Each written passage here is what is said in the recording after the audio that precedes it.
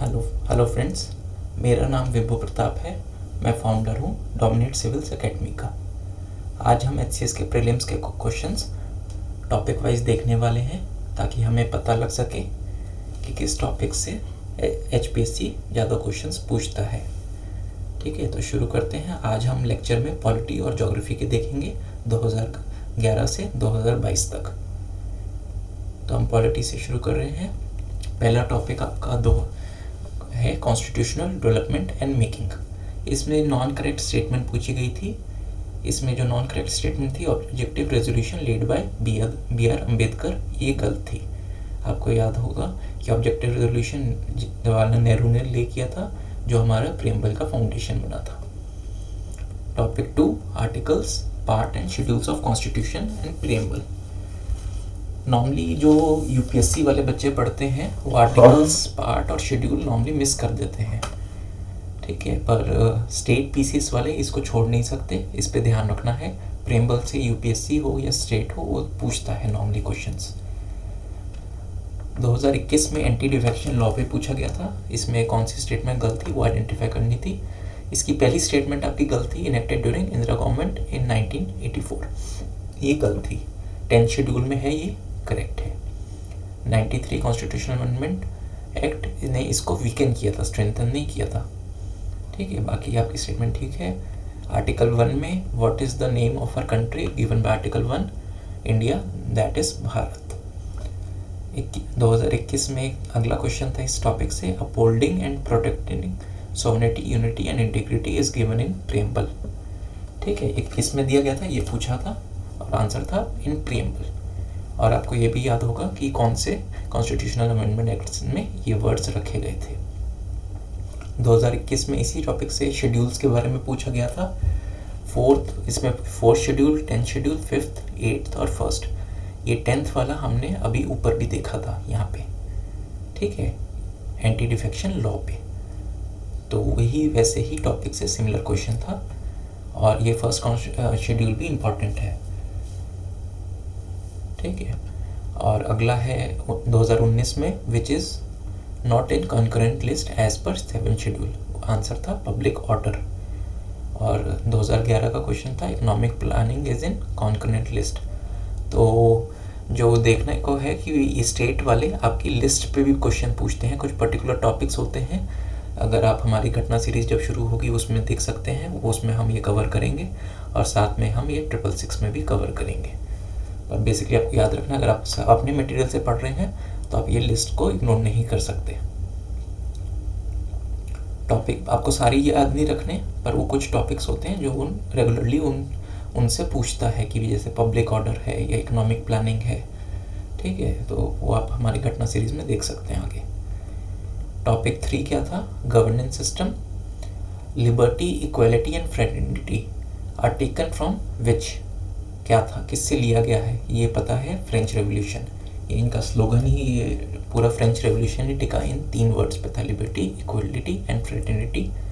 अगला क्वेश्चन था all India service instituted by, किसके रेजोल्यूशन से इंस्टीट्यूट किया जाता है? वो राज्यसभा का। तो हम आगे भी देखेंगे कि राज्यसभा की वो पावर्स, स्पेशली जहाँ पे वो मिसमैच होती है, जहाँ पे वो अनइक्वल होता है या सुपीरियर होता है लोकसभा से, वो नॉर्मली ये पूछा जाता है। तो ये 2021 का ही क्वेश्चन था, ऑल इंडिया सर्विस वाला। National symbol, state, UT and citizenship. 2021 में क्रोनोलॉजी पूछी गई थी कि इनको स्टेटहुड कब मिला था? नागालैंड, हरियाणा, सिक्किम, अरुणाचल। तो नॉर्मली बच्चे सिक्किम का तब भी बच्चों को याद रहता है कि वो पहले क्योंकि एसोसिएट स्टेट बना था और उसके बाद वो फुल फ्लेश्ड स्टेट बना था बाय कॉन्स्टिट्यूशनल अमेंडमेंट। पर हम नागालैंड या अरुणाचल इस टाइप के स्टेट्स भूल जाते हैं। वो कुछ स्टेट्स हैं, अगर आप घटना हमारी सीरीज देखेंगे तो उसमें आपको आइडिया रहेगा, पर अगर खुद पढ़ रहे हैं तो प्लीज़ इन पे, इस टॉपिक पे फोकस रखिएगा, स्टेटहुड पे। 2019 का क्वेश्चन था एम्बलम ऑफ इंडिया एक्ट, ये कौन से साल में पास किया गया था? इसका आंसर था 2005। Fundamental right, DPSP, FD, right to property, ये बहुत इंपॉर्टेंट टॉपिक है, स्पेशली आपका राइट टू प्रॉपर्टी। और ये बार बार पूछा जाता है, 21 में भी था, 22 में भी था, 2011 में भी था, तो इसका ध्यान रखेंगे। Right to property is in which part of constitution? 22 में क्वेश्चन था, पार्ट 12 चैप्टर 14। ये एज इट इज़ पूछा गया था, हम नॉर्मली इग्नोर कर देते हैं इन चीज़ों को, पार्ट को और चैप्टर को, ठीक है। तो पर ये बहुत ज़रूर इस बार पूछ के मतलब हमें ये भी चीज़ें याद रखनी है कुछ जो इम्पॉर्टेंट है। 2021 में क्या था? Which statement true?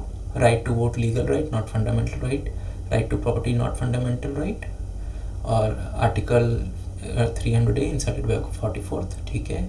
Article 301 pertains to right to property. ये देखिए आपका ये राइट टू प्रॉपर्टी फिर से आ गया है, ये स्टेटमेंट आपकी गलत थी। इसका बेसिक आपको एक लॉजिक भी पता होना चाहिए, ये कॉन्स्टिट्यूशनल अमेंडमेंट से चेंज किया गया था, ठीक है। तो जब चेंज किया था तो ओरिजिनल आर्टिकल्स वो नंबरिंग उनकी हो रखी थी जब वो कॉन्स्टिट्यूशन बना था, तो जो भी उसमें चेंजेस होंगे, कुछ नया घुसाया जाएगा, तो आर्टिकल के साथ नंबर ज़रूर, ए अल्फ़ाबेट कोई ज़रूर होगा, ठीक है। तो यहाँ पे आप देख सकते हैं कोई अल्फ़ाबेट नहीं है, सिर्फ 301।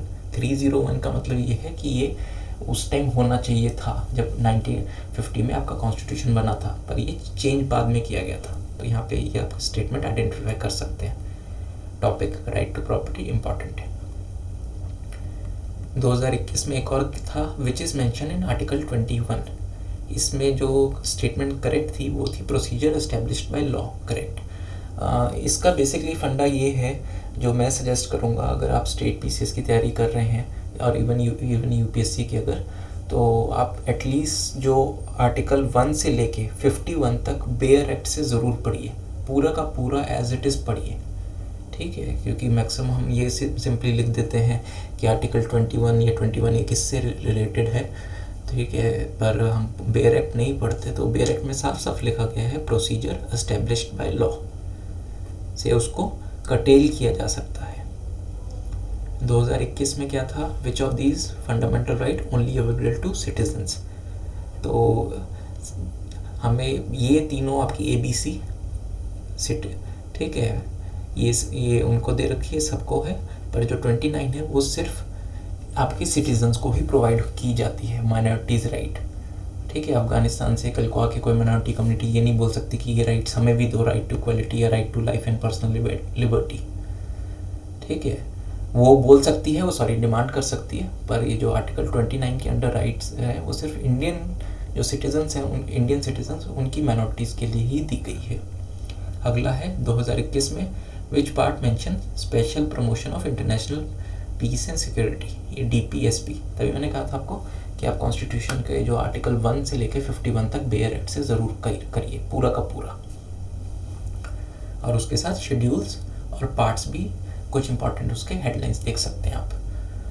2021 में under which article moving directly to supreme court for fundamental right violation, article 32 ये फेमस है, और हाई कोर्ट के लिए क्या होता है 226 रेट्स। अब देखिए 2000 टाइपिंग मिस्टेक हो गया है कहीं पे, तो ये एक्चुअली 2019 का पेपर था, इनमें बेसिकली रेट्स मीनिंग का वो बात की गई थी, ठीक है। हेवियस कॉर्पस, मैंडेविक्स, एक्टिस रियस, इनको बेसिकली आपको मैच करना था। तो ये बेसिकली आर्टिकल 32 से ही रिलेटेड है। आप जब पॉलिटी पढ़ेंगे, आप पॉलिटी की किताब उठाएंगे, तो जहाँ पे 32 मेंशन होगा उसी चैप्टर में, उसी के अंडर ये आपकी रेट्स मेंशन होगी। तो 2019 में भी देखिए वही टॉपिक से पूछा गया, 21 में भी उसी टॉपिक को उन्होंने उठाया, ठीक है। 2014 में क्या था? 10 fundamental duty by 42 constitutional amendment act, ठीक है। जैसे बेयर एक्ट में साफ साफ क्लियरली लिखा होगा कि यार जब आप 51 और वो पढ़ रहे होंगे फंडामेंटल ड्यूटीज़, तो कब किससे आया था? 42 कॉन्स्टिट्यूशनल अमेंडमेंट 1976। 2014 में क्या था? आर्टिकल 17 डील्स विद अनटचेबिलिटी, तो आपको बेयर एक्ट पढ़ना ही पड़ेगा 1 to 51। Which part mentions welfare state, ठीक है, आंसर है DPSP। Fundamental duties mention under part 4A। अब देखिए हमने ये फंडामेंटल ड्यूटीज़ इसी पे 2014 में भी ये क्वेश्चन था, ठीक है, फंडामेंटल ड्यूटीज़ पे, ठीक है। और आपकी ये 2014 में इस पे ही एक और क्वेश्चन भी था कि भी कौन से कॉन्स्टिट्यूशनल अमेंडमेंट से। तो देखिए उन्होंने टॉपिक ही रिपीट किया। अगर आपको ये टॉपिक एग्जैक्टली पता है तो आपके 2 क्वेश्चन करेक्ट हो रहे हैं। 2011 का क्या था? Which fundamental right remove by constitutional act, कौन सा फंडामेंटल राइट कॉन्स्टिट्यूशनल एक्ट ने रिमूव किया था, राइट टू प्रॉपर्टी। अब देखिए राइट टू प्रॉपर्टी आपका 2011 में भी आ गया, ठीक है, 2021 में भी था, ठीक है, ये रहा आपका 2021 में, कहाँ गया, चलिए आप देख लीजिएगा, ये रहा राइट टू प्रॉपर्टी, जो स्टेटमेंट गलती। और 2022 में भी उन्होंने एग्जैक्टली और डिटेल में जाके पार्ट और चैप्टर पूछ लिया, जो आपको बेयर एक्ट में क्लियरली मेंशन होगा। इंडियंस कितने फंडामेंटल राइट्स एंजॉय करते हैं? 6। तो देखिए यही सिमिलर क्वेश्चन मैचिंग वाला हो गया कि जब हमने सिटीजन्स की अभी इस पे बात की थी। ये देखिए ये 21 में ओनली 2 सिटीजन्स कौन से दिए गए हैं, तो आपका वही टॉपिक से 2011 में भी क्वेश्चन पूछा गया था, ठीक है। वो बेसिकली और डिटेल में उसके जा रहे हैं। डिटेल में जाने का मतलब ये नहीं है कि आप 10 किताबें उठा के पढ़ें, आप सिर्फ बेयर एक्ट पढ़िए, वही आपके लिए काफ़ी रहेगा, आर्टिकल 1 से लेके 51 तक के लिए। और आपको आर्टिकल 110 और 117 भी बेयर एक्ट से पढ़ना चाहिए, और जो वो basically money bill, financial bill से डील करते हैं, और साथ में जो इमरजेंसीज वाली हैं वो भी आप बेयर एक्ट से ज़रूर देखिए। डिफरेंट बिटवीन 11 में क्वेश्चन था डायरेक्ट सिंपल कि फंडामेंटल राइट और डीपीएसपी में बेसिक डिफरेंस क्या है। आंसर वो था एक ही स्टेटमेंट कि ये जस्टिशिएबल है, ये नॉन जस्टिशिएबल है, मतलब आप इसके लिए ब्रीच होने पे कोर्ट जा सकते हैं फंडामेंटल राइट के लिए। डीपीएसपी आपका ब्रीच होता है तो आप कोर्ट नहीं जा सकते। President, vice president, council of minister पे क्या है। 22 में क्वेश्चन था इलेक्शन ऑफ प्रेसिडेंट में इनकी कौन सी यूटीज़ आपके इलेक्शन प्रेसिडेंट की पार्ट लेती हैं। तो बेसिकली वो यही पूछ रहे हैं कि मतलब कि ये दो यूटीज़ के पास ही लेजिस्लेचर है, बेसिकली इनकी ही इलेक्शंस वगैरह होते हैं लेजिस्लेचर के, और यही पार्ट लेते हैं। 11 में क्वेश्चन था अगर वैकेंसी होती है प्रेसिडेंट के ऑफिस में और वाइस प्रेसिडेंट के दोनों के ऑफिस में तो कौन प्रेसिडेंट एक्ट करता है, तो आंसर होता है चीफ जस्टिस ऑफ इंडिया। ये स्टेट पीसीएस का बहुत कॉमन क्वेश्चन है, आप कहीं पे भी देखेंगे यूपी पीसीएस या किस में ये पूछा जाता है। और आपको नेक्स्ट भी पता होना चाहिए कि उसके बाद कौन सा आता है। चीफ जस्टिस भी अगर अवेलेबल ना हो तो सुप्रीम कोर्ट का जो सबसे सीनियर मोस्ट जज होता है। 11 में था president power to return bill for reconstitution, अगर वो ओवरटर्न हो जाता है 2/3 मेंबर पास उसको करके लोकसभा के आपके दोबारा उसको भेज दें, पार्लियामेंट के आपके 2/3 मेंबर दोबारा उसको पास करके भेज दें, तो प्रेसिडेंट की पावर वो हो जाती है। बेसिकली ये वीटो पावर और उसकी प्रेसिडेंशियल पावर्स के बारे में टॉपिक पे क्वेश्चन पूछ रहा है। प्रेसिडेंट किसको रिजाइन देता है 11 का क्वेश्चन था, तो वो आंसर है वाइस प्रेसिडेंट, ये आर्टिकल 56। जो president vice president constitutional bodies है या सुप्रीम कोर्ट वगैरह है, इनके आपके फर्स्ट आपको आर्टिकल भी पता होने चाहिए।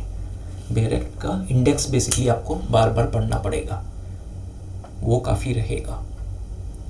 इम्पीचमेंट 11 का क्वेश्चन था इम्पीचमेंट इनिशिएटेड इन इधर लोकसभा या राज्यसभा प्रेसिडेंट की, ठीक है। तो ऐसा नहीं है कि लोकसभा के पास स्पेशल पावर है या राज्यसभा के पास स्पेशल पावर है इसके लिए। अगला टॉपिक है पार्लियामेंट पे, बिल्स पे, कमेटी पे, कॉन्स्टिट्यूशनल अमेंडमेंट में।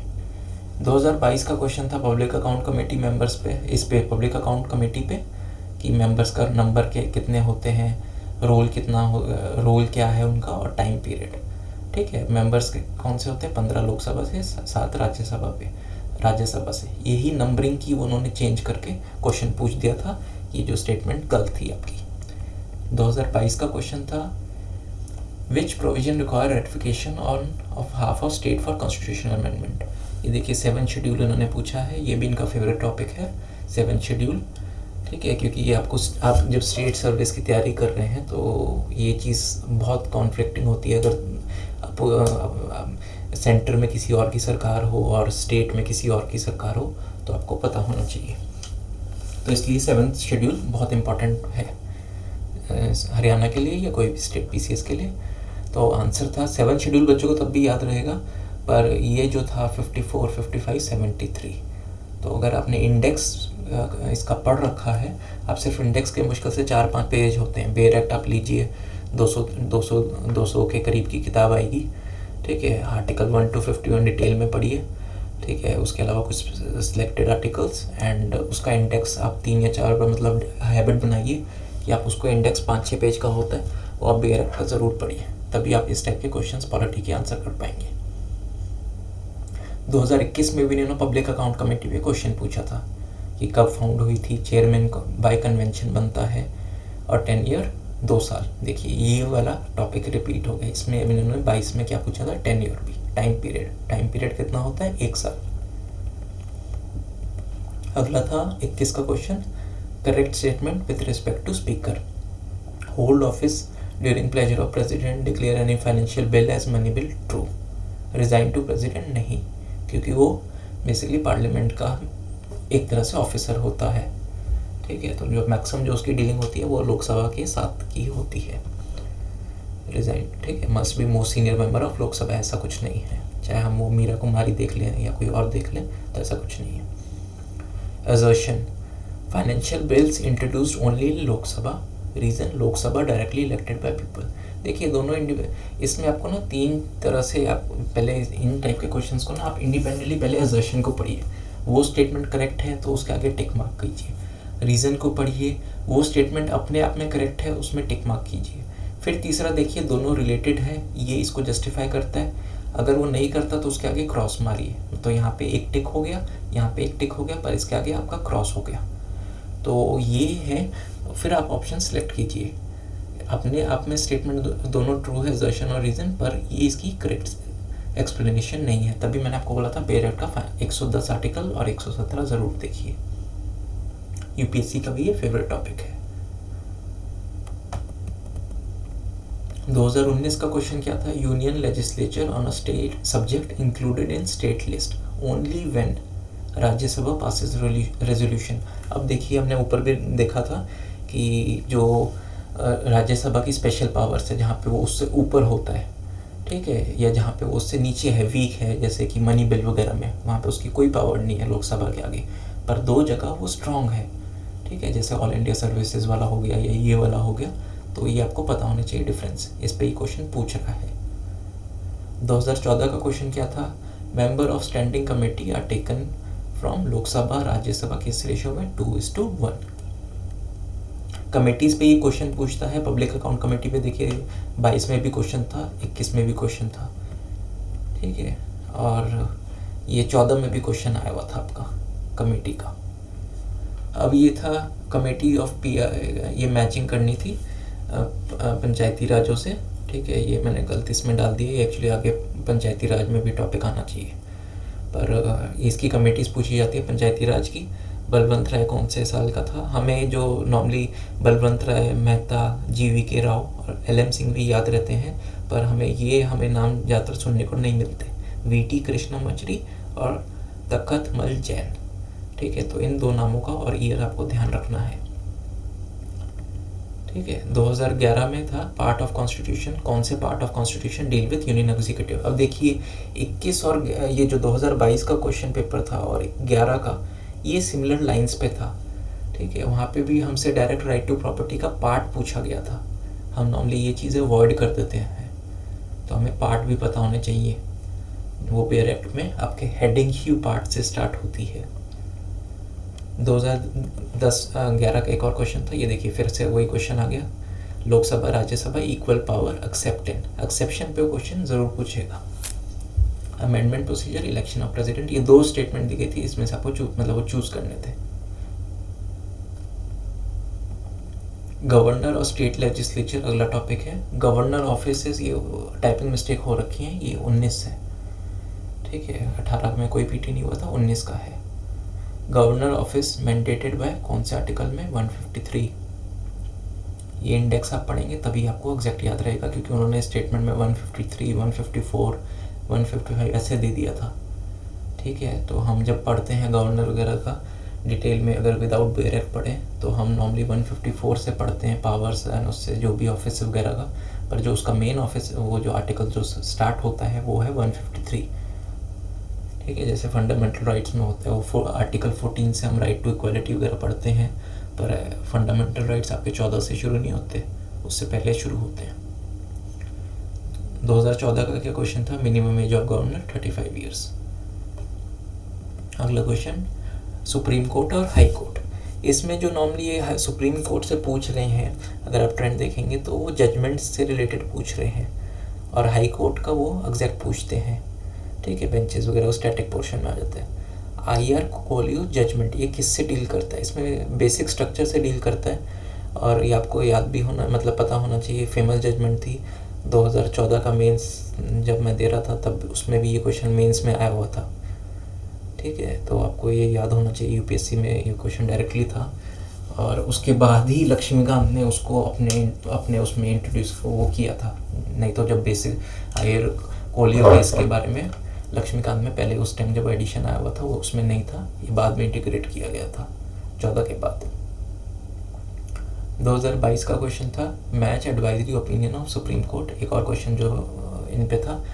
इसमें बेसिकली ये थोड़ा बाउंसर टाइप क्वेश्चन था, तो आप छोड़ सकते हैं अगर लगाना चाहें तो, क्योंकि ए और बी आप मैच तब भी हो रहा था क्योंकि Delhi laws act delegated legislation, क्योंकि दिल्ली में काफ़ी वो चलता रहता है प्रॉब्लम की भी, कौन डील करेगा, ठीक है, यूनियन और यूटी और सेंटर में इस पर डिस्प्यूट चलता रहता है, तब भी इस पर आप लगा सकते हैं। पर ये स्पेशल रेफरेंस 2001 और 2 इसमें काफ़ी मतलब इनमें आप वो नहीं कर सकते। अगर आप ऑप्शन देखेंगे तो ये दोनों ऑप्शन काफ़ी ट्रिकी थे, सी और डी। 2022 का एक और क्वेश्चन था जज ऑफ सुप्रीम कोर्ट का आंसर जो था कि रॉन्ग स्टेटमेंट पूछी थी, उसमें क्या था कि प्रेसिडेंट का कंसेंट नॉन मैंडेटरी होता है। क्रोनोलॉजिकली देखिए 21 में दोबारा क्वेश्चन वो केस से ही आया था, ये फेमस केसेस हैं नॉर्मली, और केशव बंदा भारती मिलर हम ये पढ़ तो लेते हैं, हमें ये नॉर्मली हम भूल जाते हैं, और इंदिरा गांधी वर्सेस राजनारायण, ये आपको स्टेट पीसेस के क्वेश्चन में मिलता है। पर अगर आपको टॉपिक देखना है तो आपको सुप्रीम कोर्ट के केसेस में लिए याद रखने पड़ेंगे, जो बेसिकली आप पढ़ते हैं। आप ये तो पढ़ लेते हैं कि मिनर्वा मिल्स में क्या जजमेंट दी गई, या गोलकनाथ में क्या थी, या केशव बंदा भारती 1973 सबको याद रहती है, और वो कौन से साल में थी, बाकी जो थी उसका क्रोनोलॉजिकली आपको याद होना चाहिए। Highest number of high court benches कौन से में है, ठीक है, तो ये 2 ऑप्शन करेक्ट किए गए थे HPSC ने 19 में, ये थे बॉम्बे और गुवाहाटी। ये फिर वो प्रिंटिंग मिस्टेक 19 चल रहा है, आप प्लीज़ करेक्ट कर लीजिएगा। ठीक है, तो ये दोनों ऑप्शंस उसमें HPSC ने 19 में करेक्ट किए गए थे।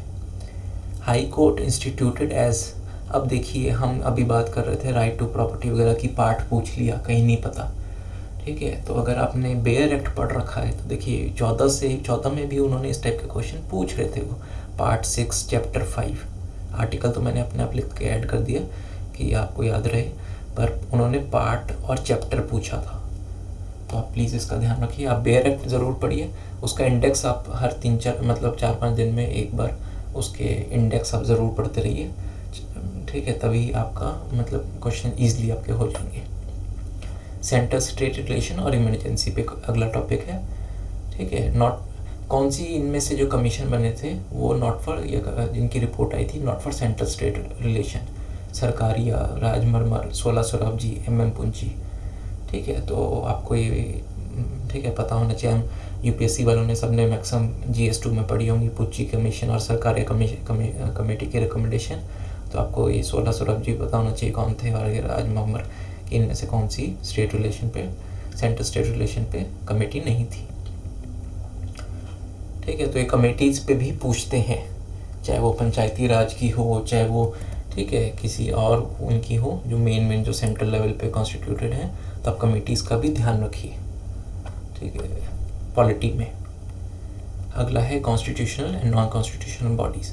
कौन सी स्टेटमेंट करेक्ट नहीं है इलेक्शन कमीशन की के बारे में? पहली 5 मेंबर, ये आपको पता होना चाहिए फॉल्स है, क्योंकि ये 3 मेंबर की बॉडी होती है, ठीक है। कुछ टाइम के लिए 89 के आसपास 90 में इसको 1 मेंबर बॉडी किया गया था, पर उसके बाद 3 मेंबर बॉडी बना दिया गया था। Conduct both general and by election, correct. और आपको याद रहना चाहिए जो आपका जो स्टेट का इलेक्शन कमीशन होता है वो पंचायती राज और उसके कंडक्ट करता है, अर्बन लोकल बॉडीज़ के, ठीक है। वो MLA के भी कंडक्ट नहीं करता, आपके जो विधानसभा के मेंबर्स होते हैं उसके भी कंडक्ट नहीं करता, और MPs के भी कंडक्ट नहीं करता। मर्जर डिस्प्यूट रिजॉल्व करता है, प्रोवाइड इलेक्शन सिंबल, ये भी करेक्ट है। 19 का क्वेश्चन था नेशनल कमीशन फॉर SC/ST कब बाइफरकेट किया गया था? 2003 में। अगर आपने बेयर एक्ट पढ़ रखा है तो उसमें आपको क्लियर जब आ जाएगा तो आप उसके इंडेक्स में आप देख सकते, मतलब इंडेक्स कह रहा हूँ, उसके नीचे फुटनोट में देख सकते हैं कि मेंशन होगा कि कौन से साल से ये अलग किया गया था, उसके आर्टिकल के आगे ही। CAG is friend philosopher guide of public account committee. ठीक है, ये देखिए फिर पब्लिक अकाउंट कमेटी आ गया आपका, 2011 में भी था ये क्वेश्चन। ठीक है, यहाँ पे मैं CAG के अंडर लिख दिया, पर ये क्वेश्चन वो रिलेटेड पब्लिक अकाउंट कमेटी आप पढ़ रहे होंगे तो उसमें CAG का मेंशन होगा। ये CAG के चैप्टर में public account committee as a friend philosopher guide, ये आपकी बहुत फेमस स्टेटमेंट है। ठीक है, मेंस में ये पहले डायरेक्टली UPSC में पूछी गई है काफ़ी बार। Panchayati Raj institution and urban local bodies, who suggested constitutional status to PRI। ये देखिए फिर वो स्टेटमेंट्स आ गई, PK थंगस्तान, GVK राव। ठीक है, हमने ऊपर भी देखा था पंचायती राज की इंस्टीट्यूशंस की कमिटीज़ के बारे में उन्होंने पूछा था। मिसलेनियस और स्टेटमेंट्स, कुछ टॉपिक हैं जिसको मैं कैटेगराइज बेसिकली नहीं कर पाया, वो थोड़ा मिसलेनियस में डाल दिए। तो अब देखिए इनको 2022 में, which article bar courts in dispute arising of treaties before commencement of constitution.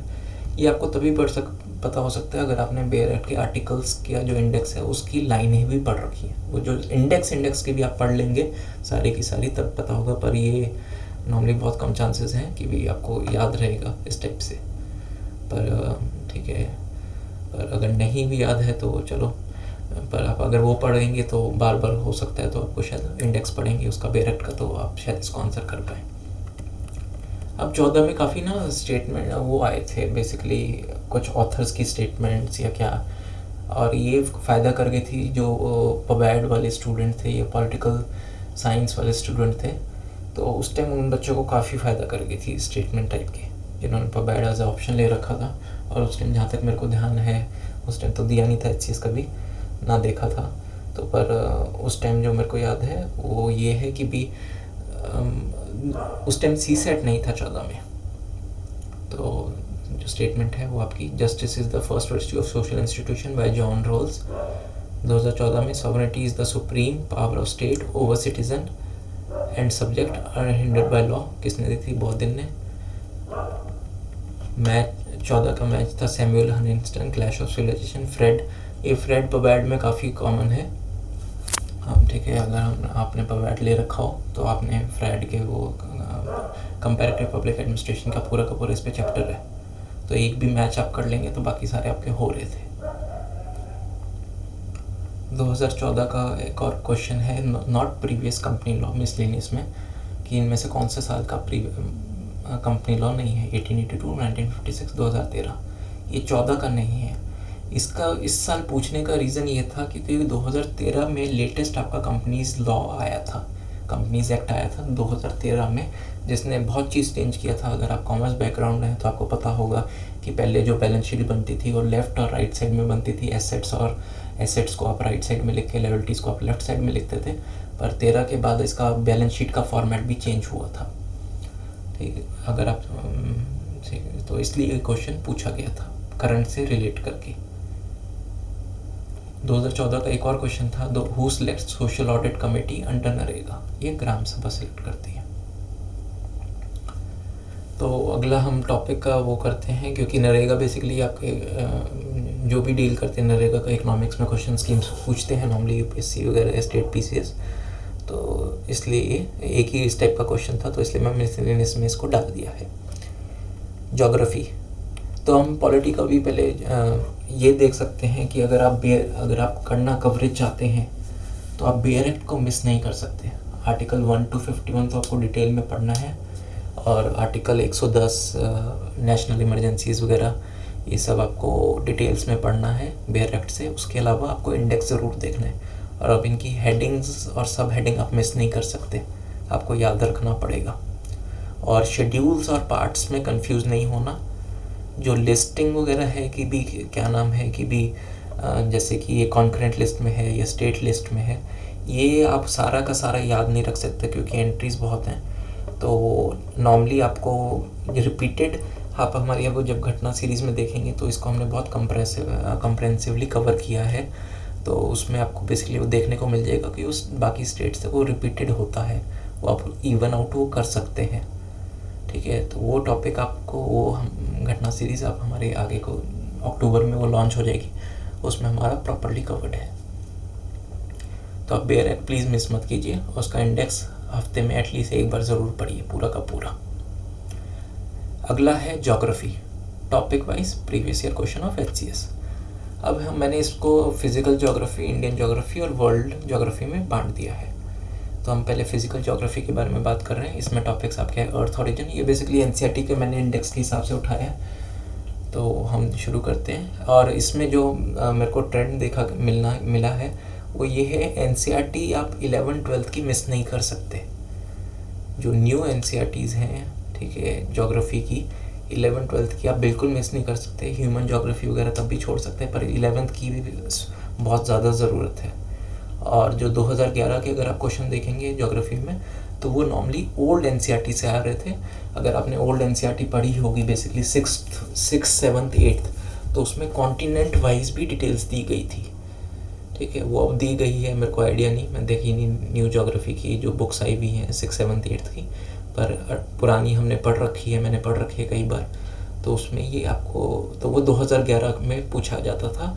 वो अभी 11 के बाद 14 ऑनवर्ड्स वो जब NCERT न्यू आई हैं, UPSC ने भी न्यू से पूछना शुरू किया, तो वो क्वेश्चंस नहीं आए। तो आप बेसिकली NCERT ज्योग्राफी की स्किप मत कीजिए, उसको ज़रूर पढ़िए, स्पेशली जो फैक्ट्स हैं, ठीक है, पर्टिकुलर नंबर दे रखे हैं कि भाई एरिया या वो, ठीक है, एरिया नॉटिकल माइल्स में या डिस्टेंस, वो आपको एग्जैक्ट पता होना चाहिए, क्योंकि HPSC पॉइंट तक पूछ रहा है कि एग्जैक्ट पॉइंट्स में, डेसिमल में भी वो एग्जैक्ट आपसे डिमांड कर रहा है।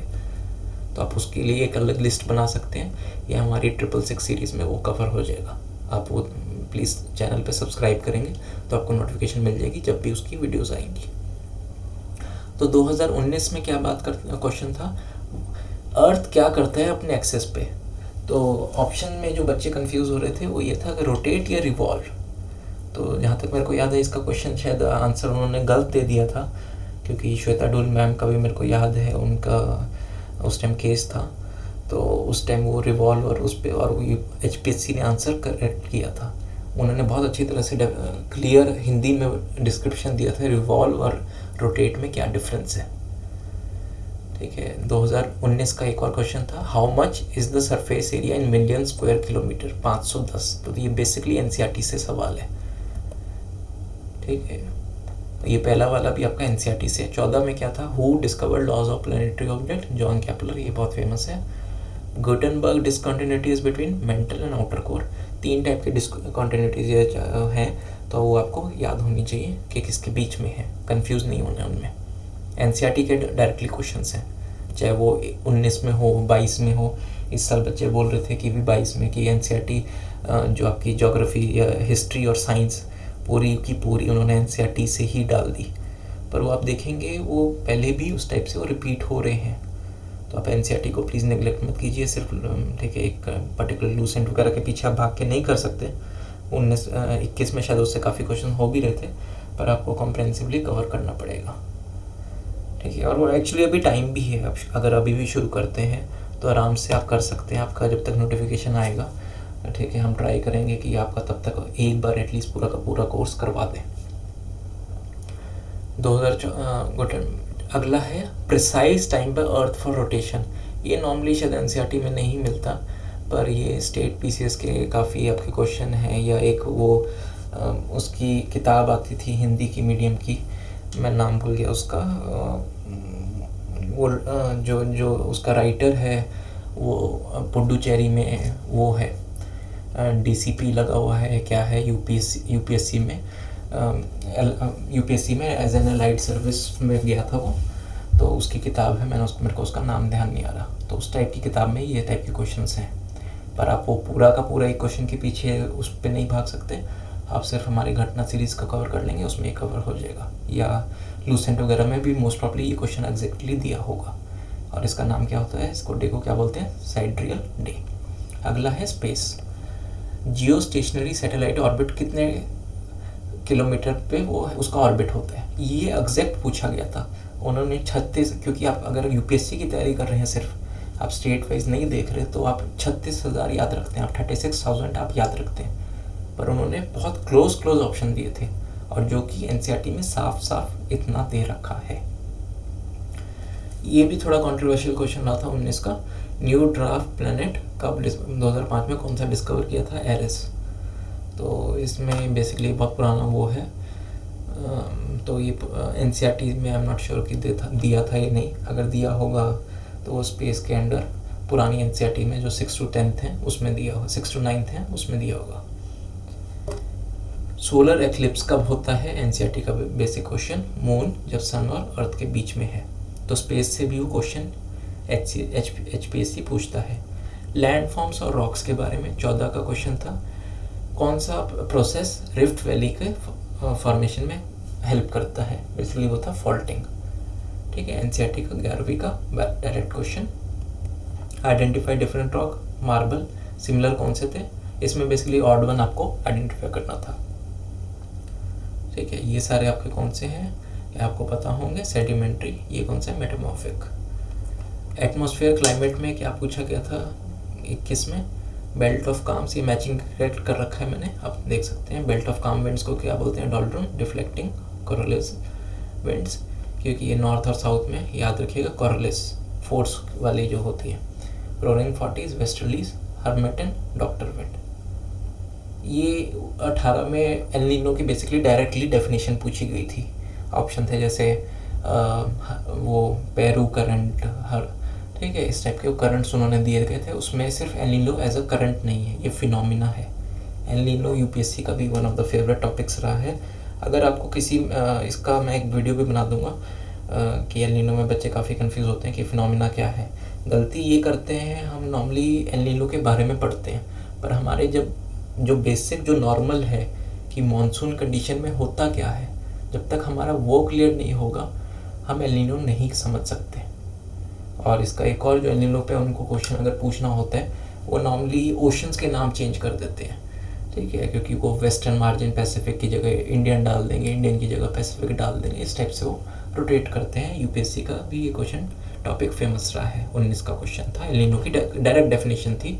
बाकी 3 करंट थे, पर एल नीनो आपका फिनोमिना है। 14 का क्वेश्चन था planetary winds between tropic trade winds. अब देखिए ये विंड्स के बारे में पूछ रहे हैं। आपका ये जो प्लैनेटरी विंड्स है यही आपकी ये हैं, बेल्ट ऑफ काम, डोलड्रम्स या ट्रेड विंड्स जो हैं आपकी वही हैं। तो आपकी विंड्स के बारे में आपको आप ये टॉपिक थोड़ा ध्यान से पढ़िए NCERT से। Which latitude is called great circle equator. ठीक है, क्योंकि वो सबसे बड़ा होता है। कोरोलिसिस फोर्स देखिए, डिफ्लेक्ट्स, ये था कि स्टेटमेंट करेक्ट है या नहीं, कि वो डिफ्लेक्ट करता है सरफेस विंड्स को।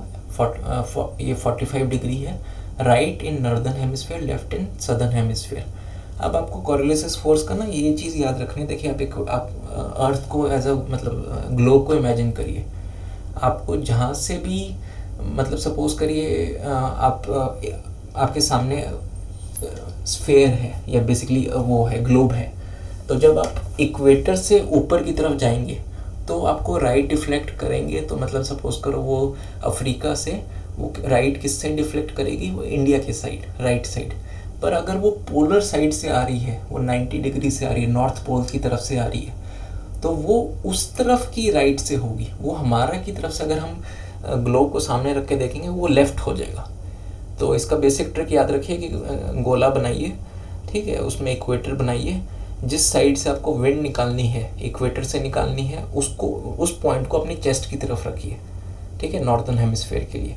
अगर वो नॉर्थ पोल से वो कह रहा है कि विंड्स निकल रही हैं, तो आपको नॉर्थ पोल को, वो गोले को घुमा लीजिए जो आपने सर्कल बनाया, नॉर्थ पोल को अपने चेस्ट की तरफ रखिए, फिर उसको राइट मोड़िए। पर जब आप उसको दोबारा उसको लाएंगे, मतलब दोबारा उसको एज इक्वेटर को अपनी तरफ लाएंगे, तो वो नॉर्थ पोल की तरफ से वो राइट मुड़ रही होगी, पर हमारी तरफ से, हमारी चेस्ट की तरफ अगर इक्वेटर है, हमें वो लेफ्ट दिखेगी। तो आपको ये ज़रूर ध्यान रखना है। तो ये बेसिकली ट्रिक है। जब मैंने पढ़ा था तो मेरे को यही कन्फ्यूजन होती थी कि लेफ़्ट जा रही है, राइट जा रही है। तो आपको ये चीज़ अगर कन्फ्यूजन है तो प्लीज़ इसका ध्यान रखिए। कोरोलिसिस फोर्स के बारे में इन्होंने 22 में भी क्वेश्चन पूछा, 21 में क्वेश्चन पूछ रखा है। डिफ्लेक्टिंग विंड्स, कोरोलिसिस, ये देखिए, ठीक है। प्लैनेटरी विंड्स, इस पे दोबारा क्वेश्चन पूछ रहे हैं ये। ओशंस और वाटर, कैरेक्टरिस्टिक्स ऑफ वेव्स, इनमें से कौन सी हैं? Wind causes way to travel ocean, actual motion of water. इसमें बेसिकली आपको करेक्ट आइडेंटिफाई करनी है, ठीक है। इसमें पहली स्टेटमेंट और चौथी स्टेटमेंट सही है। क्रेस्ट बोलते हैं और ट्रॉप बोलते हैं। ये आपको साइंस में भी आप देख सकते हैं जब आप वेव्स के बारे में पढ़ते हैं साउंड्स में। 11 में इस पे वेव्स पे क्या क्वेश्चन था, वर्ल्ड बेस्ट फिशिंग ग्राउंड्स कहाँ पे होते हैं, cool water of northern hemisphere of lower latitude, ठीक है। और साथ में बेसिकली ये आप कहाँ देख सकते हैं, जो आपका न्यू फाउंडलैंड है वो कहाँ पे पड़ता है, अमेरिका मतलब कनाडा के ईस्ट कोस्ट पे, राइट साइड पे, अमेरिका के ऊपर, और उस पे न्यू फाउंडलैंड जो है आपका कनाडा के, वहाँ पे वो काफ़ी फिशिंग ग्राउंड बहुत अच्छा है, और ब्रिटेन के पास भी अच्छा है। और पर जो पेरू वगैरह साइड का है, जो आपका साउथ अमेरिका का है, वो अफेक्ट हो जाता है एल नीनो और ला नीनो से। अगर उस टाइम वो ड्राई सीज़न हो गया तो वहाँ पे वो नहीं होता, फिशिंग उनका हार्म होता है क्योंकि प्लैंक्टन्स नहीं आते। टॉपिक 6 क्या है, इंडियन फिजिकल लोकेशन और structure. Which statement correct about eastern and western घाट।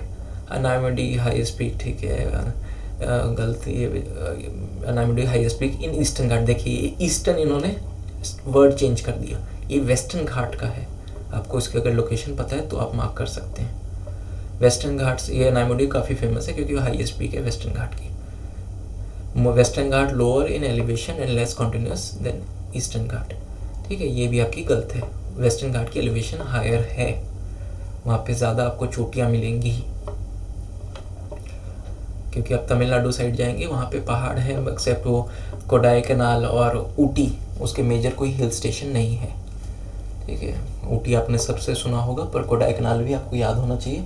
यहाँ पे बहुत फेमस लेक है जो कि मैन मेड लेक है। यूपीएससी ने भी इस पे पीटी पे क्वेश्चन पूछा था कि कौन सी इनमें मैन मेड लेक है, कोडाई कैनाल उसका आंसर था, ठीक है। बाकी स्टेटमेंट आपकी सी और डी करेक्ट है। ये पीक्स और माउंटेन रेंजेस के बारे में इनको मैच करना था। नीलगिरी, डोडा बेटा, सतपुरा, दुधपुरा, अरावली, माउंट आबू, हिमालय, सागरमाथा। इनमें से आपको 2-3 पता होने चाहिए, एनसीईआरटी में क्लियरली दे रखे हैं। नुब्रा वैली, ये देखिए, lies in between Karakoram and Ladakh, Aksai Chin. अब ये नुब्रा वैली वगैरह एक्चुअली आपकी काफ़ी फेमस रही थी, और इसमें इन्होंने डायरेक्टली दिया था एचपीएससी ने कुछ मतलब कि स्टेटमेंट कि ये फेमस हैं फॉर ऑर्चर्ड्स, ठीक है। आपके बाग बगीचे टाइप से ये जो भी हैं, बाग बगीचे बेसिकली जो ऑर्नामेंटल फ्लावर्स वगैरह होते हैं, ये वेनिला भी जो आपका है वो ऑर्चिड्स में आपका आता है, ठीक है। बैक्टीरियम, कैमल्स और मोनेस्ट्रीज। तो ये कहाँ पे लाई करता है, ये कौन सी रेंजेस के बीच में, काराकोरम और लद्दाख में। ये काफ़ी स्पेसिफिक क्वेश्चन हो जाता है, शायद एनसीईआरटी में ना दे रखा हो, पर ये न्यूज़ में इसलिए था क्योंकि चाइना से हमारे काफ़ी क्लैशेस चल रहे थे, और 2020 के पीटी में यूपीएससी ने इसका पूछ रखा था, ठीक है, नुब्रा वैली का, कि वो अक्साई चिन वाला कि वो कहाँ पे लाई कर रहा है। तो उसी से रिलेटेड ये देखिए 20 में यूपीएससी ने पूछा था, इन्होंने 21 में उसको इंटीग्रेट किया। इन्होंने और स्पेसिफिक गए हैं, क्योंकि आप स्टेट पीसीएस के देखेंगे वो रेंजेस में जाते हैं। अगर आप उत्तराखंड वगैरह के पीसीएस देते हैं वो तो और ज़्यादा, उत्तराखंड स्पेशली हिमाचल के, वो बहुत ज़्यादा पीक्स के बारे में पूछते हैं, ठीक है। और एक और टाइप के कैमल्स होते हैं, यहाँ पे बैक्टीरियम कैमल्स था। एक यूपीएससी ने क्वेश्चन वो कैमल्स का पूछा गया था, वो गुजरात के थे, कच्छ के, ठीक है, क्योंकि वही एक ऐसे कैमल है जो पानी में, समुद्र में तैर लेते हैं, ठीक है। तो वो तैरने वाले कैमल, मेरे को उनका नाम ध्यान नहीं आ रहा, पर वो तैरते हैं। यूपीएससी ने डायरेक्ट क्वेश्चन पूछा हुआ था उस पर। 2021 का क्वेश्चन है देपसंग वैली, दिपसेंग प्लेन, इसके बारे में कॉन्सेप्ट करेक्ट है। Formed by fertile alluvial soil found at high latitude, covered with dense coniferous forest. इसका सिर्फ बी स्टेटमेंट करेक्ट है, ठीक है। ये दिपसेंग प्लेन आपका कहाँ लाई करता है, ये भी आपका चाइना वाला जो अक्साई चिन वाला एरिया की तरफ है, उस तरफ लाई करता है, ठीक है। तो देखिए एक ही टाइप के क्वेश्चंस इन्होंने पूछे हैं अक्साई चिन रिलेटेड, चाइना बॉर्डर वाले, क्योंकि वो उस टाइम न्यूज़ में थे। 2020 में काफ़ी स्टैंड ऑफ रहा था। तो अगर आपने वो टॉपिक बेसिकली कर रखा है तो आप करंट को भी आपको ज्योग्राफी में थोड़ा ध्यान रखना पड़ेगा एनसीईआरटी के अलावा। अब 19 का क्वेश्चन था इंडियन कोस्टलाइन कितनी है, इन्होंने एग्जैक्ट पूछी थी, ये डायरेक्टली एनसीईआरटी का क्वेश्चन है। Which cities have midday sun overhead, तो इनमें से नन ऑप्शन करेक्ट था, क्योंकि कोई भी जो सिटीज़ थी वो इस डिग्री पे लाई नहीं करती थी। अब आपका इस टाइप से जो क्वेश्चन है, आपको डिग्री का शायद आइडिया ना हो, पर जहाँ तक मेरे को याद है 2018 में यूपीएससी ने क्वेश्चन पूछा था कि इनमें से कौन सी सिटीज़ दिल्ली वगैरह के वो लैटिट्यूड पे लाई करती है। आंसर था बेंगलोर। ठीक है, उन्होंने ऑप्शंस में हैदराबाद वगैरह भी दे रखा था, बच्चे हैदराबाद मार्क कर रहे थे, पर जो लैटिट्यूड्स होती हैं आपकी वो कर्व्ड होती हैं, तो दिल्ली के साथ कौन सा लैटिट्यूड था, बेंगलोर, तो उससे करके इन्होंने क्वेश्चन पूछे हैं। ठीक है, ये आपको एनसीईआरटी में नहीं मिलेगा अनलेस आप उस टाइप से आप पढ़ें। ठीक है, अनलेस आप वो मैप को ही पूरा रट लें, पर अगर आपको, तो आप इन चीज़ों का ध्यान रखिए। अगर आप यूपीएससी का पेपर नहीं फॉलो कर सकते, पर एटलीस्ट एनसीईआरटी को किस तरह से पढ़ना है, तो उसमें जहाँ पे भी वो एग्जैक्ट आपको एक तरह से उसको रट डालना है, समझ के समझोगे तो भी एटलीस्ट आप इजीली रट पाओगे। फैक्ट्स रटो, कंसेप्ट समझो। 2014 का क्वेश्चन, पामीर नॉट माउंटेन्स, ये किसके नॉट का वो है पार्ट्स, ये एनसीईआरटी का क्वेश्चन है, इन सब का वो पार्ट था, हिमालय वगैरह भी ऑप्शन था। Territorial water extend up to 12 nautical miles, simple question है, कोई इसमें इशू नहीं होगा। 2011 का इंडियन ड्रेनेज एंड रिवर्स, 2022 का क्वेश्चन था, कौन सी ट्रिब्यूटरीज इसमें सही मैच हैं, कृष्णा, तुंगभद्रा, मालप्रभा, यमुना, कावेरी, काबिनी, भीमा। ये वाली डी वाली गलत है। मैं एक वीडियो भी करवा दूंगा जिसमें मैं बेसिकली मैं आपको रटवा दूंगा। ठीक है, बेसिकली इसकी ट्रिक्स सारी रिवर्स की जो मेन है साउथ की और नॉर्थ की, क्योंकि जब मैं अपनी तैयारी कर रहा था तो यूपीएससी रिलेटेड, तो उसमें मेरे को, मैं एक बार वीडियो देखा था। ठीक है, मृणल की साइट पे एक मैम है ज्योग्राफी की, उन्होंने सब कुछ कवर कर रखा था बेसिकली, पर जब उस टाइम वो क्वेश्चन आया, ठीक है, वो बेसिकली ब्रह्मपुत्र की ट्रिब्यूटरी को लेके क्वेश्चन था, और वही उसमें मेंशन नहीं थी उनकी मैम की वीडियो में। 1 घंटे के करीब का वीडियो था मृणल की, तो पर उसमें वो मेंशन नहीं था। फिर जब मैंने एनसीईआरटी खोल के देखी, उसमें वो एज इट इज़ दे रखी थी। तो इसके मेरे बहुत कंसाइज नोट्स हैं, मैं वो आगे आपको प्रोवाइड कर दूंगा वीडियो और पीडीएफ में अपने टेलीग्राम चैनल और यूट्यूब पे या साइट्स पे अपनी डोमिनेट सिविल्स सर्विस dominantcivils.com पे। Arrange rivers lengthwise, Godavari, Krishna, Mahanadi, Tapi. ठीक है, इसमें आपका ये करेक्ट ऑर्डर दे रखा है कि कौन सी, ठीक है, आपको लेंथ वाइज उसको अरेंज करना था। Which river is not major river basin, Sabarmati. ठीक है, ये आपकी सीजनल बेसिकली रिवर है गुजरात में। तो रिवर्स पे ये क्वेश्चन पूछते हैं। ट्रिब्यूटरीज भी आपको याद करनी ही पड़ेंगी, मैं एक वीडियो बाद में करा दूंगा ज्योग्राफी की, ठीक है, जिसमें आपको रटवा भी दूंगा, बेसिकली रटवा दूंगा ट्रिक्स के साथ, और वो प्रॉपरली कंपाइल होगा। उसके बाहर ट्रिब्यूटरी नहीं आएगी अनलेस वो करंट में कहीं पे मेंशन हो। तो आप अगर करंट भी उसके साथ देख लेंगे तो उसके बाहर आपको रिवर्स नहीं करनी पड़ेगी। Which river is not major river हो गया। Which is true about Jhelum. अब ये देखिए रिवर के बारे में वो है, Jhelum flows in Kashmir valley, youth stage सबको पता होगा। Forms meanders in Jammu Kashmir, meander is typical feature in youth stage in fluid landform, meander is typical feature in mature stage. अब ये देखिए सी और डी में से एक ही करेक्ट हो सकता है, ठीक है, और इसको आपको ये देखिए जम्मू कश्मीर में जो है ये, अब देखिए अगर आप उसको मैच करके देखें, आप डी को सोचें तो झेलम आपकी एक ऐसी एक्सेप्शन है जो यूथ स्टेज में आपकी मेंडर फॉर्म करती है, ये आपकी एनसीईआरटी में दे रखा होगा, ठीक है। यही एक एक्सेप्शन है जो मेंडर फॉर्म करती है। मेंडर फॉर्म करना मतलब टेढ़ा मेढ़ा करके वो कोर्स चेंज कर देती है, वो अपने वो उसके जो सेडिमेंट्स होते हैं वो डिपॉजिट कर देती है। वो फिजिकल ज्योग्राफी में आप मेंडर्स पे पढ़ेंगे। Which river form water divide between Narmada, Tapi, Satpura.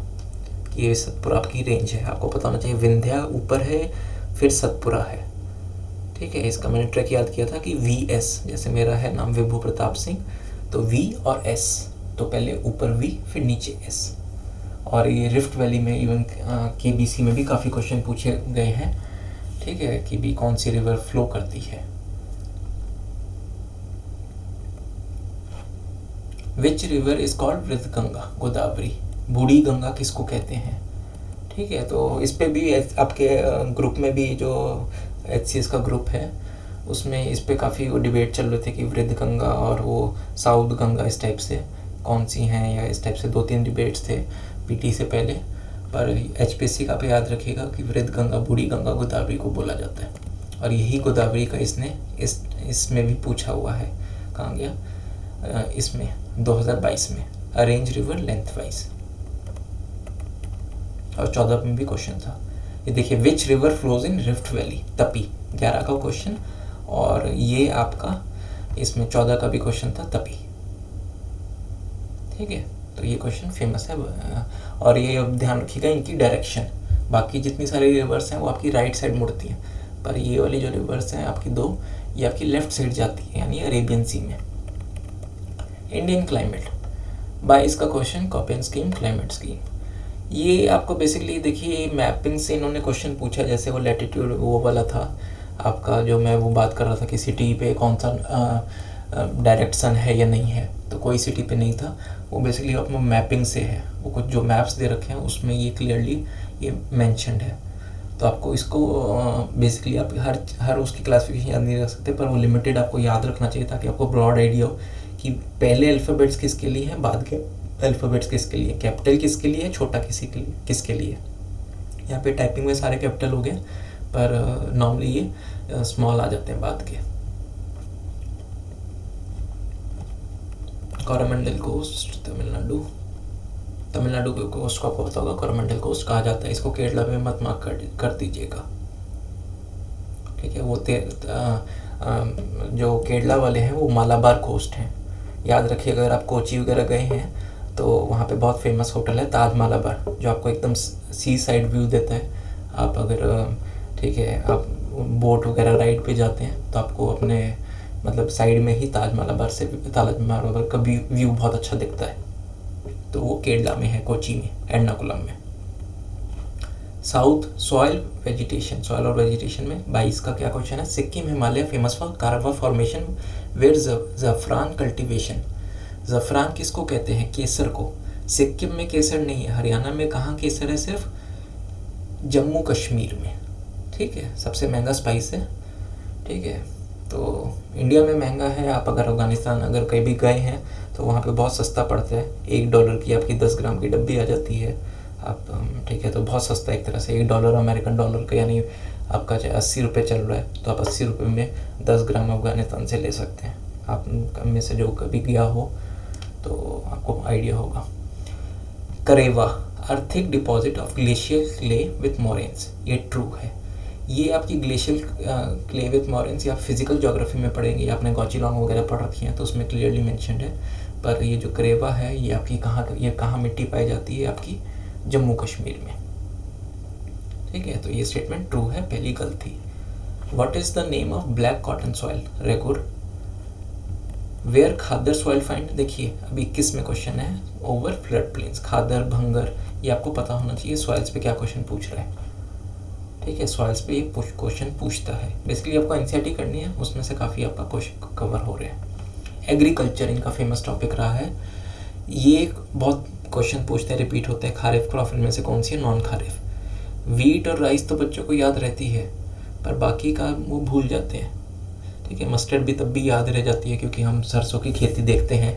और आपको खारिफ पता होना चाहिए कि कब बोई जाती है, कब काटी जाती है। इनको समर क्रॉप कहा जाता है। इनका बोने का जो टाइम है वो आपकी गर्मियाँ होती है जब बारिश होती है। काटने का टाइम आपका अक्टूबर के आसपास होता है, दिवाली का, तभी वो होता है ना, इसका स्टबल बर्निंग का इशू आता है। ठीक है, पर वो विंटर क्रॉप और समर क्रॉप होगा तो उसमें उल्टा होगा। उसमें अगर विंटर क्रॉप बोलेंगे तो विंटर क्रॉप की कब वो बोई जा रही है, कब उसको लगा रहे हैं, तो वीट आपका कौन सा हो जाएगा? Winter crop. मैच, हाँ, शिफ्टिंग कल्टीवेशंस के बारे में नॉर्मली UPSC में दिया गया है, मतलब सॉरी NCERT में दिया गया है, और इस पे काफ़ी क्वेश्चन पूछते हैं। जूमिंग नॉर्मली दे रखा होता है NCERT में, पर इसके अलावा ये चीज़ें नहीं दे रखी होती। ये आपको दूसरे स्टेट वाले, ये घटना की आप हमारी सीरीज़ देखेंगे वो उसमें आराम से कवर्ड है, जो काफ़ी चीज़ें आपको, क्योंकि कम से कम इनमें इस टाइप के मैचिंग में 2 से ज़्यादा पता होना चाहिए। जूमिंग सबको पता होगा, NCERT में साफ मेंशन है, पर ये शायद मेंशन नहीं हो। तो आपको ये भी आपको याद रखना पड़ेगा थोड़ा। ब्लू रेवोल्यूशन किसका है? एक्वाकल्चर, ठीक है। एक्वाकल्चर मतलब मछली और ये श्रिम्प्स वगैरह, हरियाणा में श्रिम्प्स का उत्पाद काफ़ी अच्छा है। और इनलैंड फिशरी प्रोडक्शन हरियाणा की हाईएस्ट है, आपने बजट में साफ साफ देखा है। Largest producer of chilli and turmeric Andhra.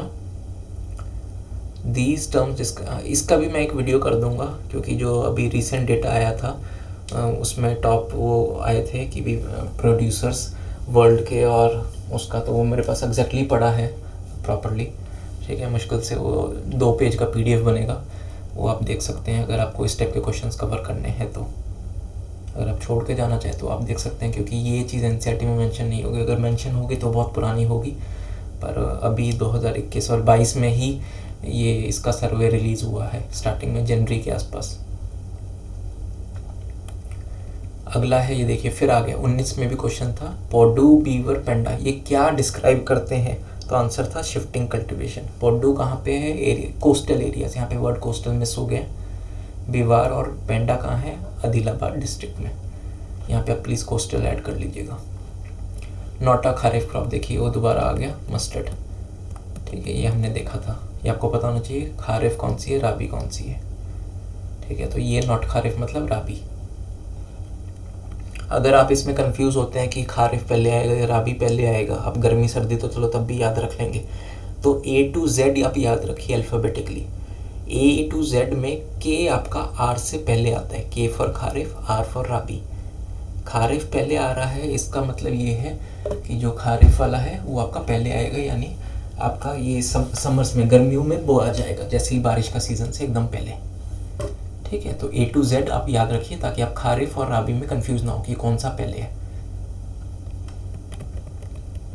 City, state, lake, dam, ये टॉपिक है, ठीक है। Sriharikota situated near which lake? Pulicat lake.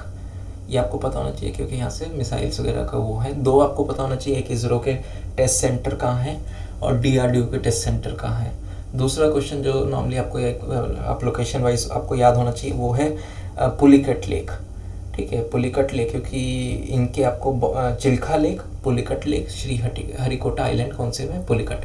तो पुलिकट लेक और चिल्खा लेक, ये 2 बहुत फेमस लेक्स हैं आपकी ईस्ट कोस्ट पे, ठीक है। उड़ीसा टू आंध्रा वाला, ये तमिलनाडु वाला देखेंगे।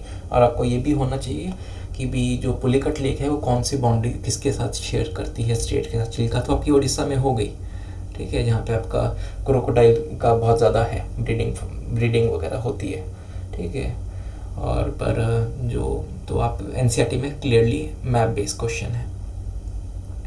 लैंड लॉक स्टेट्स कौन से हैं? हरियाणा, तेलंगाना, झारखंड, MP, ठीक है। मैप बेस्ड आपका डायरेक्टली फिजिकल पॉलिटिकल ज्योग्राफी के फर्स्ट मैप से होगा, जहाँ पे मैपिंग दे रखी होगी NCERT में।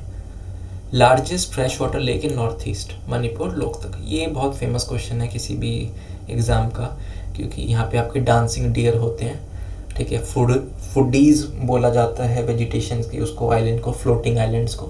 तो ये बहुत फेमस क्वेश्चन है, कौन सी लेक होती है वहाँ पे जो फ्रेश वाटर है? मणिपुर की Loktak lake. Maithon hydel power project, Betwa river, ये out of blue question type बोल सकते हैं, आई एम नॉट श्योर, कहीं मैंने पढ़ा है इसको, ठीक है। ये यूपी में 1958 में इस्टेब्लिश किया गया था। मैच प्लेसेस एंड स्टेट, ये मैंने मैच नहीं कर रखे, तो ये मिसमैच हुआ है।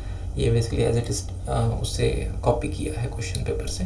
काला देवी, इन पे पेंच वगैरह आपको पता होना चाहिए। पेंच आपका नेशनल पार्क बहुत फेमस है, ठीक है। उदयपुर आपका कहाँ पड़ता है, तो बाकी आपके मैच हो जाएंगे।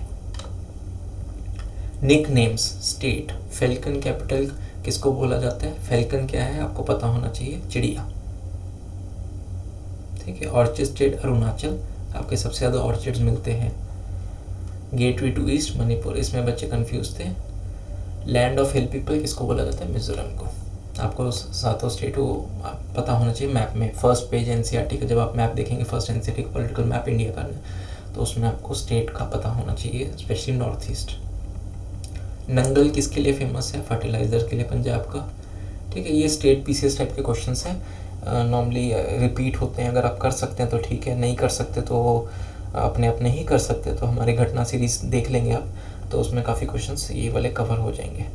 हर टॉपिक का 4 से 5 पेज का वीडियो PDF होगा, तो उसको आप ग्लैंस ओवर कर सकते हैं। नहीं तो एनसीईआरटी के भरोसे आप रहना चाहें तो आप वो देख सकते हैं, ठीक है।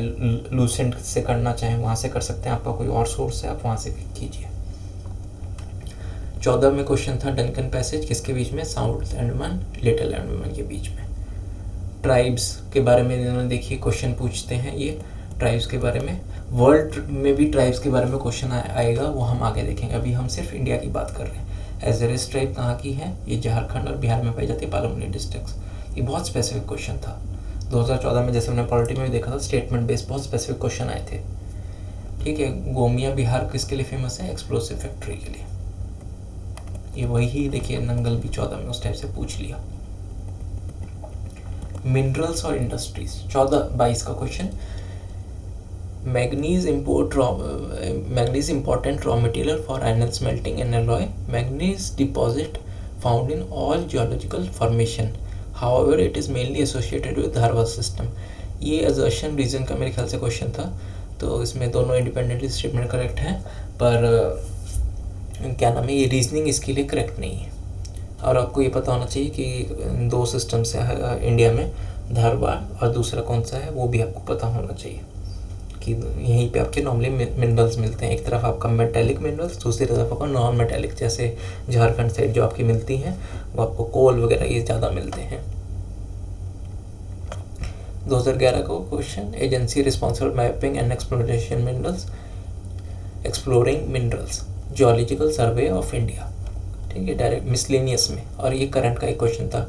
ये 22 में 3 स्टेटमेंट पूछी गई थी, पहली गलत थी, बाकी 2 करेक्ट थी। तो वो गलत वो इसलिए, आप अगर थोड़ा गैस वर्क करना चाहें तो, क्योंकि जो फर्स्ट स्टेटमेंट थी अगर वो उसकी वजह से होता, ठीक है, वो डैम टूटने की जो भी है उसकी वजह से, कि भी ग्लेशियल टूटने की वजह से होता, वो ग्लेशियल का था कि वो जो बाढ़ आई थी वो ग्लेशियल टूटने की वजह से, अगर वो चीज़ होती, ग्लेशियल टूटता, तो बहुत ज़्यादा न्यूज़ में उसको हाईलाइट किया जाता, पर ऐसा कुछ नहीं था, चमोली डिस्ट्रिक्ट में आई थी, ठीक है। और अगला क्वेश्चन है टेक्सटाइल और variety, Shabnam, muslin, mashru, cotton, silk मिस, डाबला, वूल, चिंसमिल। इसको आपको, ठीक है, याद रखना है। जैसे शबनम है, मुस्लिम नेम है, तो आप एक ही मार्क कर दें तो आपके बाकी करेक्ट हो रहे हैं। तो अब जो अगर ट्रेंड हम देखें इसका, तो नॉर्मली क्वेश्चंस ऐसे आ रहे हैं कि आपको 1 या 2 भी पता है ना उसमें मैच मेकिंग में, तो आपका करेक्ट हो रहा है पूरा का पूरा क्वेश्चन। ये चीज़ हिस्ट्री में भी देखी गई थी, आपको 1 या 2 भी पता है, ठीक है, तो आपके काफ़ी क्वेश्चन निपट रहे हैं। तो आप ये मत सोचिए आप हर चीज़ पे पीछे एक वर्ड के पीछे ढूंढने मत भागिए, क्योंकि पीटी में आपको सिर्फ कट ऑफ क्लियर करनी है, आपको 100 में 100 नहीं लाने, ठीक है। आप 80 नंबर भी ले जाइए, 70 भी ले जाइए, तब भी आपकी कट ऑफ क्लियर हो रही है, ठीक है। अगला है ये देखिए टेक्सटाइल पे, इस पे रिलेटेड इससे भी आया था, इस साल फिर आया था एम्ब्रॉयडरी, चिकन कड़ी लखनऊ के, ये बहुत फेमस है चिकन कड़ी। कलमकरी भी आंध्रा की बहुत फेमस है। ये 2 रिपीटेड पूछी जाती है, चिकन कड़ी, ठीक है, और कलमकरी आंध्रा की, कसौटी कर्नाटका की। आपको ये 2 भी पता है, एक भी पता है इनमें से, चिकन कड़ी या कलमकरी, तो आपका करेक्ट हो जाएगा, ठीक है। ब्लॉक पेंटिंग भी इसकी काफ़ी फेमस है, आंध्रा की कलमकरी के नाम से। 14 का question, McMahon line UK, Uttarakhand और तिब्बत किससे आया था, शिमला अकॉर्ड 1914, जब हमने फ्रीडम अचीव नहीं किया था, ठीक है। अब तो देखिए चाइना बॉर्डर पे क्वेश्चन पूछ रहे हैं, ठीक है। आपका नेशनल मतलब बेसिकली आपको बहुत दूर नहीं जाना, अपने बॉर्डर पे देखिए तो अक्साई चिन वाले क्वेश्चन, नुब्रा वैली वाले क्वेश्चन, वो उसके उन्होंने क्वेश्चन टारगेट किए हैं। विच नेबर कॉल्ड ड्रैकुल, ये भूटान को कहा जाता है। इसके जो फ्लैग पे है वो ड्रैकुल का सिंबल है आपका, ठीक है। आप भूटान का फ्लैग गूगल करेंगे तो आपको वो ड्रैकुल दिख जाएगा। World physical, world driest desert Atacama, ठीक है, ये बेसिकली आपके एनसीईआरटीज़ में कवर्ड है, ठीक है। और अगर आपको एनसीईआरटीज़ का अगर वर्ल्ड वाला करना है, जैसे अगर आप पुरानी एनसीईआरटी कर रहे हैं 6 to 8 में, बहुत डिटेल में कवर्ड है आपके कॉन्टिनेंट्स, पर उसमें इशू ये है कि वो आउटडेटेड हो चुकी है, ठीक है, काफ़ी वो बहुत पुरानी है, क्योंकि वो एडिशन जो ओल्ड एनसीईआरटी वो 1989 का एडिशन है। उस टाइम तो यूएसएसआर भी नहीं, मतलब था, रशिया नहीं बना था, तो उसमें आपको काफ़ी अपडेट करना पड़ेगा, आपको काफ़ी गूगल करके चलना पड़ेगा, ठीक है। तो जैसे गौचेलॉन्ग के साथ दिक्कत ये आती है कि उसमें जो रिसेंट एग्जांपल हैं वो 16th century 17th century type से हैं, प्लेसेस आपको मिलेंगी ही नहीं, आपको गूगल करनी ही पड़ेंगी। पर ये आप अगर वर्ल्ड का नक्शा भी पढ़ रहे हैं, देख रहे हैं, तो उसमें आपको डेजर्ट काफ़ी फेमस है, पर आपको ड्राई डेजर्ट याद रखना है कि कौन सा है, एटाकामा। वर्ल्ड पॉलिटिकल में कौन सा स्टेट बफर स्टेट बोला जाता है, बेल्जियम को, कि भी वो बेसिकली किन स्टेट्स के बीच में जब वर्ल्ड वॉर के बाद उसको एज अ बफर स्टेट बनाया गया था। बफर स्टेट यानी बेसिकली अब जैसे अगर हम बात करें कि भी अब जैसे कि इज़राइल की बात करते हैं हम, या जेरूसलम उसकी फ़लस्तीन की, तो हम बफर स्टेट का कंसेप्ट लेके चलते हैं कि भी ऑप्शंस में है, मतलब कि बोलते हैं कि भी बफर स्टेट क्रिएट कर दिया जाए, बेसिकली ना वो उसका ना वो उसका, ठीक है, वहाँ पे इंडिपेंडेंटली, ठीक है, उसके पीछे, ठीक है, वो एज अ सेफ जोन रहेगा, तो उसको बफर स्टेट बोलते हैं। ऑस्ट्रेलिया ट्रांस रेल कनेक्ट 2011 का क्वेश्चन, पर्थ टू एडिलेड। ये बेसिकली पुरानी एनसीईआरटीज़ में था। अगर हम 2011 के ज्योग्राफी का क्वेश्चन देखें पुरानी एनसीईआरटीज़ से, के वर्ल्ड वाले जो सेक्शन थे, कॉन्टिनेंट 6, 7, 8, इनसे काफ़ी क्वेश्चन पूछे गए थे, पर वो 14 के 11 के बाद नहीं है। कवर करना चाहे कवर कर लीजिए, क्योंकि मुश्किल से 1 घंटा लेंगे, ठीक है, एक कॉन्टिनेंट, मतलब एक किताब, उसके वर्ल्ड वाले जो पोर्शन है वो 1 घंटे से ज़्यादा नहीं आपके लगेंगे नहीं एक किताब पे। ओशन स्ट्रेट, ओशंस और स्ट्रेट्स पे काफ़ी क्वेश्चंस ये पूछते हैं। Yucatan strait connect Mexico and Cuba. Which strait divide Europe and Africa, ये देखिए 19 में, 14 में। गिब्राल्टर, ये बहुत फेमस है क्योंकि इस पर नॉर्मली बहुत क्रॉसिंग होती है और काफ़ी लोग मरते भी हैं, और जब अफ्रीका से वो यूरोप एंटर करने की कोशिश करते हैं। Barents sea, boundary between Russia and Norway. Gulf stream importance lies in, ये करंट है, इसका इंपॉर्टेंस किस लिए लाई करता है, वार्मिंग इफेक्ट के लिए आंसर में था। क्वेश्चन में ये भी दे रखा था कि कहाँ पे ये बहता है और ये किस तरफ बढ़ता है। ट्राइब्स, अब हमने जैसे ऊपर देखा था, इंडिया की भी ट्राइब पूछी गई थी, वर्ल्ड की भी ट्राइब पूछी गई थी 11 में स्पेशली, ठीक है। विच सब रेस बिलोंग टू मैंग्लोइड्स, एस्कीमो, ठीक है, एस्कीमो जो आपकी मैंग्लोइड्स हैं। ऑप्शन में और भी जो ट्राइब्स थी, बंटा, नॉर्डिक, एल्पाइन। बंटा बहुत फेमस, बंटा पे बहुत क्वेश्चन पूछते हैं, यूपी स्टेट पीसीएस वाले, हमारे घटना सीरीज में आपका कवर्ड मिल जाएगा।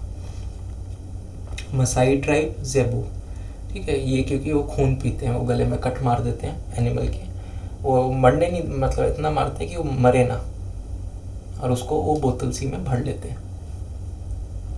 इनमें से कौन से पेस्ट्रल नोमैड्स नहीं है, पिग्मी, ये अपना सेटलमेंट रखते हैं, ये अपना कहीं रहते हैं एक जगह पे। बाकी ऑप्शन में क्या था, कज़ाक्स, मसाई, काप्स, ठीक है। तो यहीं से हम बंद करते हैं, आज का लेक्चर ख़त्म करते हैं। इसी वीक हम बाकी भी कंप्लीट कर देंगे, ठीक है, एचसीएस के topic wise questions. Thank you सुनने के लिए। मेरा नाम विभू प्रताप।